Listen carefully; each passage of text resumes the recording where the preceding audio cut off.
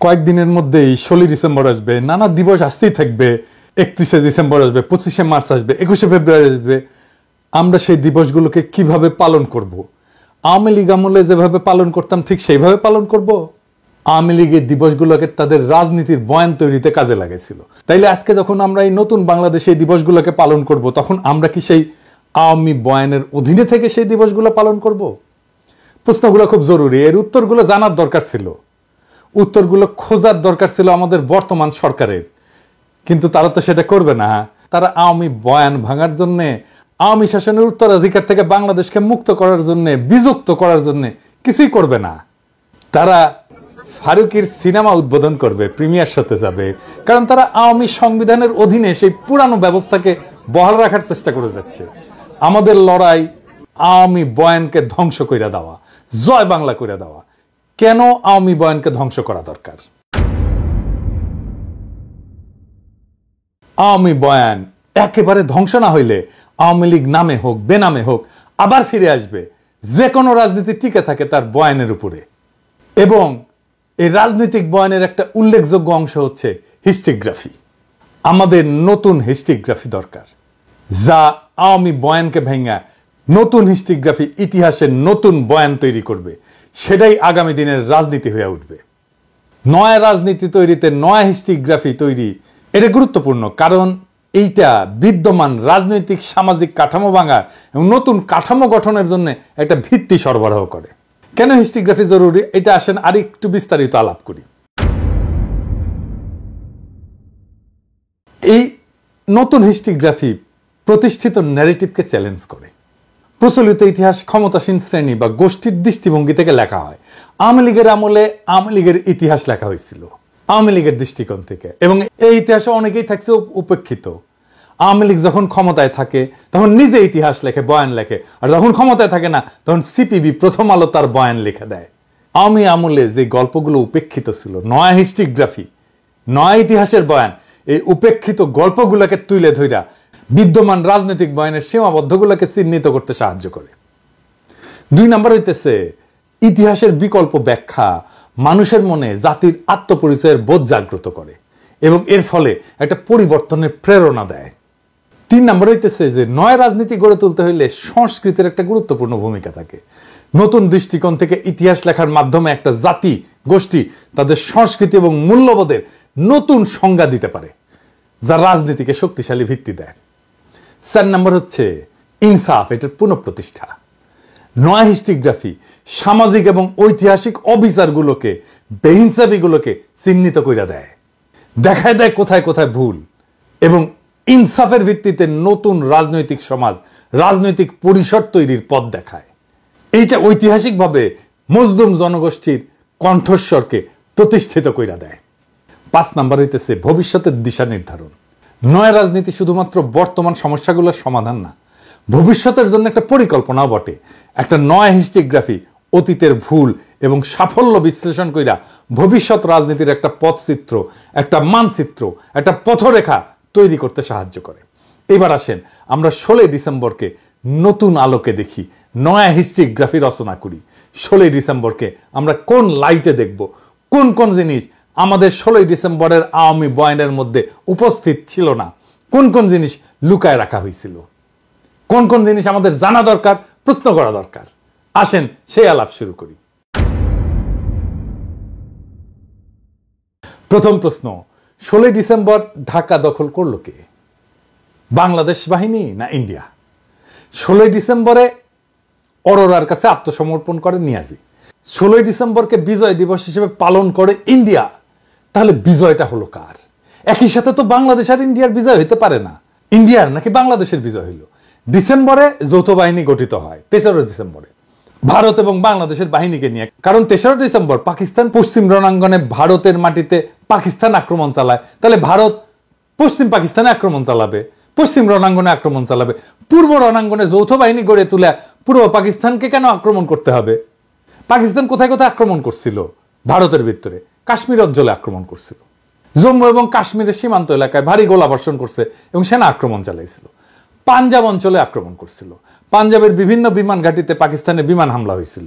অমৃতসর, পাঠানকোট, জলন্ধরের মতো কৌশলগত স্থাপনাগুলোতে আক্রমণ করছিল পাকিস্তান। রাজস্থানে আক্রমণ করছিল, রাজস্থানের বর্ডার এলাকাগুলোতে পাকিস্তান আক্রমণ চালায়। যেমন লঙ্গেওয়ালা অঞ্চলে পাকিস্তান সেনাবাহিনী বড় ধরনের আক্রমণের পরিকল্পনা করছিল এবং যা ভারতীয় বাহিনী প্রতিহত করছিল।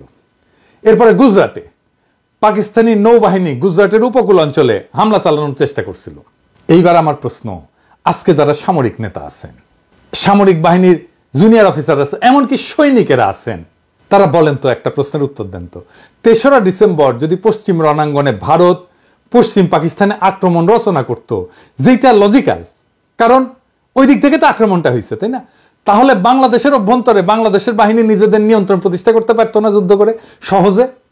বাংলাদেশ জয় করত বাংলাদেশের বাহিনী, এবং এটা সামরিকভাবে খুবই সহজ একটা সমাধান ছিল, সহজ একটা কৌশল ছিল। তাহলে কেন পশ্চিম রণাঙ্গনের আক্রমণের বদলা হিসাবে পূর্ব পাকিস্তানে পূর্ব রণাঙ্গনে যৌথ বাহিনী গঠন করে পাকিস্তানকে পরাজিত করতে হলো? এইখানেই লুকায় আছে আমাদের ঐতিহাসিক ভুলের সূত্র। 16ই ডিসেম্বর ঢাকার পতন হয়েছে, পাকিস্তানের পতন হয়েছে, আমরা সাহায্য করছি, বাংলাদেশের বিজয় হয় নাই। আমরা এই প্রসঙ্গে ফিরে আসব। আর একটা বিষয় একটু আলোচনা করে দিই, বিজয় দিবস আসলে কবে?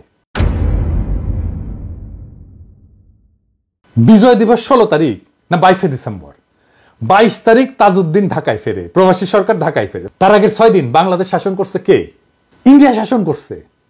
আওয়ামী লীগ বিদেশিদের হাত থেকে ক্ষমতা নিছে 1971 16 ডিসেম্বর, নিয়াজে আত্মসমর্পণ করে জেনারেল অরোরার কাছে। তৎকালীন পূর্ব পাকিস্তান, যা আজকের বাংলাদেশ, সেটা নিয়ন্ত্রণ আসে পুরোপুরি জেনারেল অরোরার হাতে।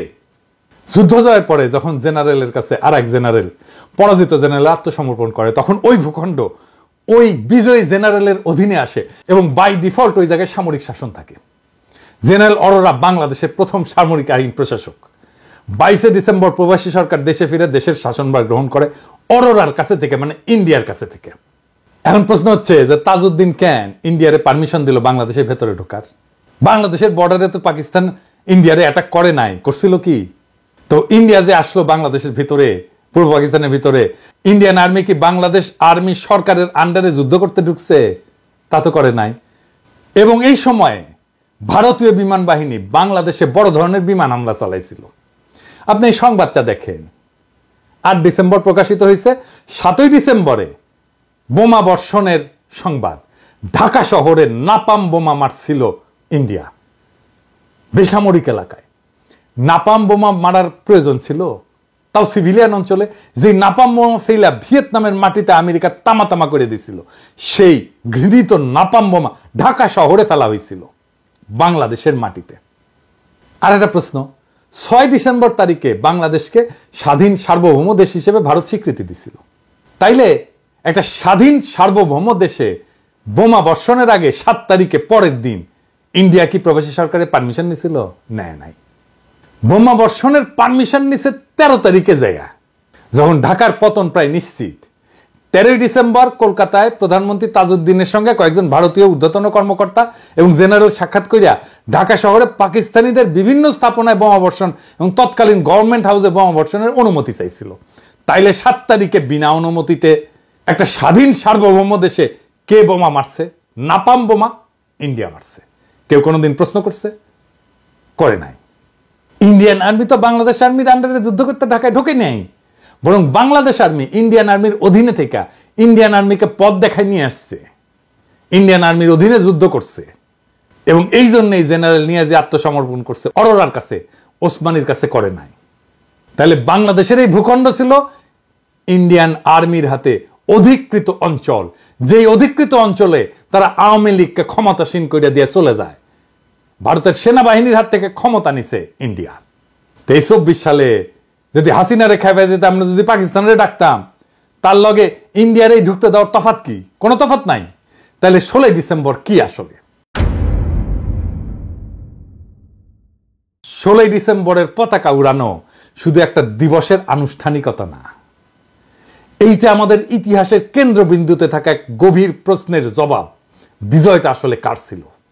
পাকিস্তানের পরাজয়ে আমরা কতটা স্বাধীনতার আলো ছুঁইতে পারছি, আর কতটা ভিন্ন এক আধিপত্যের ছায়া আচ্ছন্ন হয়েছি। আমরা পাকিস্তানি মিলিটারির শাসন থেকে ইন্ডিয়ান মিলিটারির শাসনে গেছি। এই প্রশ্নগুলা একদিন মিথ্যার নীরবতাকে ভাঙ্গা চুরমার কইরা দিবে, এটাই নতুন হিস্ট্রিগ্রাফি। আমরা কি সেই দিনগুলোকে সেইভাবেই পালন করব যেভাবে আওয়ামী লীগ তাদের রাজনীতির ভিত্তি তৈরি করছিল, নাকি নতুনভাবে ভাবতে শিখব 16 ডিসেম্বর, 22 ডিসেম্বর, এমনকি 21 ফেব্রুয়ারি বা 25 মার্চ এই সমস্ত দিনগুলোতে কিভাবে একটা স্বাধীন জাতি তার প্রকৃত পরিপূর্ণতা খুঁজে পায় সেইটা আমাদেরকে খুঁজে দেখা উচিত না? 16 ডিসেম্বর একদিকে ভারতের বিজয় দিবস, যা ভারতীয় সামরিক অভিযানের বিজয় গাথা, অন্যদিকে মুক্তিগামী মানুষের সংগ্রামের রক্তে লেখা এক অপূর্ণ গল্প, যেই গল্প পূর্ণতা পায় 22 ডিসেম্বর। 22 ডিসেম্বর বাংলাদেশের প্রবাসী সরকার ঢাকায় ফিরে আসে এবং শাসনভার গ্রহণ করে ভারতীয় সেনাবাহিনীর হাত থেকে। তাহলে আমাদের বিজয়ের ইতিহাস কি সত্যিই 16 ডিসেম্বরে শেষ হয়, নাকি নতুনভাবে শুরু হয় 22 ডিসেম্বর? আওয়ামী লীগ যে বয়ান দিয়ে নিজেদের ইতিহাস লিখছে, তা ধ্বংস না করলে আমরা স্বাধীনতা বলতে যা বুঝি তার প্রকৃত অর্থে আমরা কোনোদিনই পৌঁছাতে পারবো না। আওয়ামী স্বাধীনতার বয়ান, বিজয়ের বয়ান ভারতীয় সামরিক মিত্রতার চিত্রায়নে বাধা, যেখানে আমাদের আত্মপরিচয় ভিন্ন এক পরাশক্তির দাসত্বে আবদ্ধ। আমাদের কাজ সেই পরাধীন বয়ানকে ভেঙ্গা সত্যিকারের স্বাধীনতার গল্প লেখা, একটা নতুন হিস্ট্রিগ্রাফি যা আমাদের ইতিহাসের প্রত্যেকটা উপেক্ষিত কণ্ঠকে তুলে ধরবে। আমাদের শপথ হোক, আমরা 22 ডিসেম্বর থেকে আমাদের বিজয়ের নতুন অধ্যায় শুরু করব। 22 ডিসেম্বর হবে স্বাধীন বাংলাদেশের অভিষেক। 16 ডিসেম্বর ঢাকার পতন, পাকিস্তানের পতন। 16 ডিসেম্বর বিজয় নয়, বরং 22 ডিসেম্বর হবে সেই দিন যেদিন বাংলাদেশের মাটি তার প্রকৃত শাসক পাইছিল। ইতিহাসের এই পুনর্গঠন হবে সেই বিপ্লবের প্রথম ধাপ, যা আওয়ামী লীগের প্রত্যাবর্তনের পথ চিরতরে রুখা দেবে। আমরা জানি আমাদের সামনে অনেক চ্যালেঞ্জ, কিন্তু আজকের লড়াই শুধু একটা রাজনৈতিক প্রতিদ্বন্দ্বিতা না, এটা একটা ভিন্ন ধরনের শাসন কাঠামো তৈরির প্রশ্ন, নতুন রাষ্ট্র তৈরির প্রশ্ন, নতুন বন্দোবস্ত তৈরির প্রশ্ন। এই শাসন কাঠামো হবে এমন যা ভারতীয় আধিপত্য বা আওয়ামী বয়ানের বেড়াজাল ভেঙ্গা সত্যিকারের মুক্তিকামী রাজনীতির পথ দেখাবে। 24 শহীদের প্রতি আমাদের আজকের শপথ হোক, তাদের অসমাপ্ত বিপ্লবকে আমরা সম্পন্ন করব। আমাদের রক্ত দিয়ে লেখা হবে আর এক নতুন ইতিহাস, নতুন স্বপ্ন। বিপ্লবের সেই বিউগল বাজবে যা একদিন শহীদের কানে পৌঁছাবে। আমরা শহীদদের আহ্বান জানাবো, প্রিয় ভাইয়েরা আমার, প্রিয় শহীদেরা আমার, তোমরা শান্তিতে ঘুমাও। যেই মাটিকে ভালোবাসতে সেই মাটিতে মিশে থেকে সেই মাটিতে কান পেতে থাকো। এই মাটিতে আমরা একদিন না একদিন আবার বিজয়ী হয়ে বিপ্লব বিজয়ের বিউগল ধ্বনি পৌঁছায় দেব। সেই দিনের অপেক্ষায় তোমরা শুধু থেকো। ইনকিলাব জিন্দাবাদ।